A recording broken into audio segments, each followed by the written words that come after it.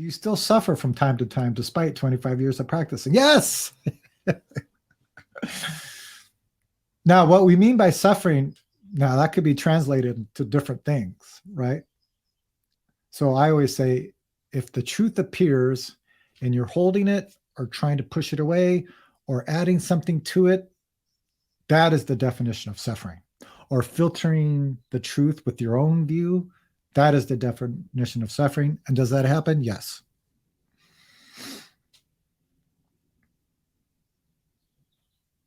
Now, if you're talking about old age, sickness, and death, there's an interesting story about that one. Right before Zen Master Sung Song died, a monk asked him, "Sir, before you pass, please tell us, how do we escape old age, sickness, and death?" And Zen Master Sung Song said, "We are old age, sickness, and death."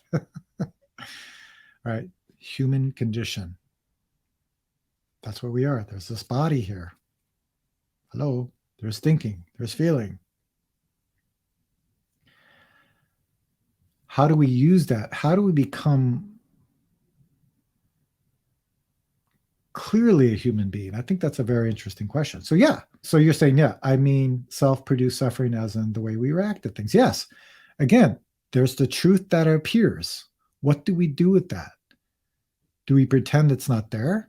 Do we try to get rid of it? Do we hold it? Do we add something to it? Do we filter it with our own view? Of course.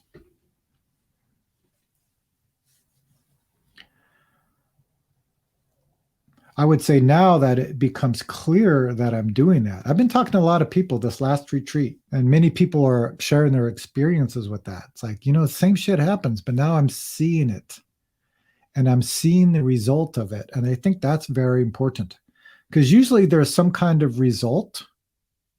We don't know what happened, right? We're angry, we're sad, we're happy, but we don't see this whole chain of cause and effect, right? Because usually we're not paying attention to our thinking. We're not paying attention to our words. We're not paying attention to our actions. We're not paying attention to our habits.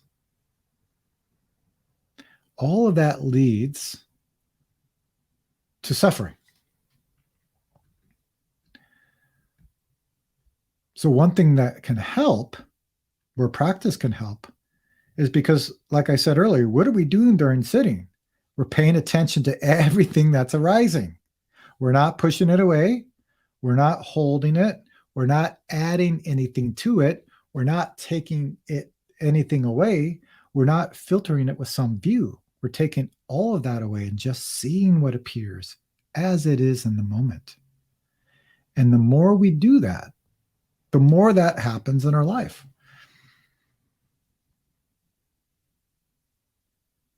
So you can start to see this chain of cause and effect as it's appearing in the moment. And that's wonderful. Then you can make a choice at that moment. Anger appears. Then what? Anger is not good or bad. Who said anger is good? And who said anger is bad?